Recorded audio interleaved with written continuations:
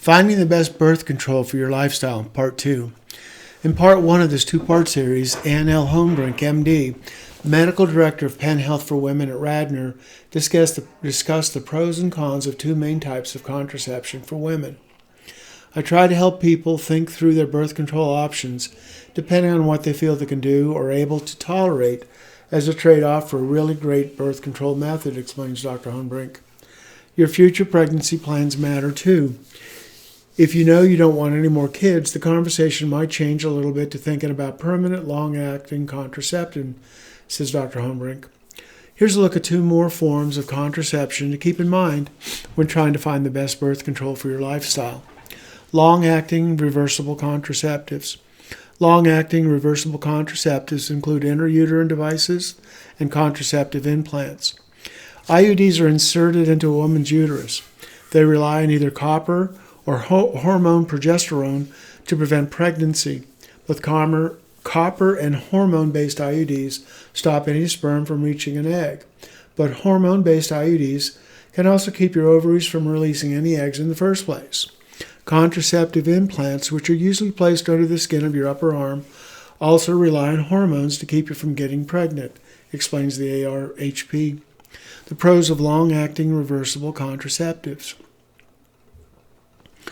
The contraceptive implant can prevent pregnancy for 3 years, according to Dr. Hohenbrink. Depending on which type you use, IUDs get put in the uterus from anywhere from 5 to 10 years, she adds. If it's in properly and doesn't fall out, it works wonderfully to keep you from getting pregnant. You don't even need to think about it. IUDs and implants are worth considering for women who want long-term birth control that can be easily reversed when they decide it's time to have children. As soon as you stop using them, you go back to being able to get pregnant as you would if you didn't use them, said Dr. Hohenbrink. Long-term protection against pregnancy might also be a good option for women who are approaching menopause. If they got an IUD put in when they were 41, depending on the type of IUD, that will last them until they're between 46 and 51, says Dr. Hohenbrink. Cons of long-acting, reversible contraceptives. But as with all methods of birth control, IUDs and implants might not be the right choice for some women. Getting an IUD put in is not a walk in the park, explains Dr. Hohenbrink. It's uncomfortable for a few minutes, and sometimes people have cramping for a while after, she explains. And with the implant that gets put underneath the skin, some women are going to have unpredictable bleeding, she said. Permanent birth control methods. Permanent birth control methods include tubal ligation, non-surgical sterilization. With tubal ligation, a small incision is made to either burn, partially remove, or clip the fallopian tubes. With Essure, a tiny slinky is inserted through the vagina into the fallopian tube. The goal of both methods is to make it so that the tubes are no longer continuous. This will prevent the egg and sperm from joining. Permanent birth control methods are effective 99% of the time. The pros of permanent birth control methods.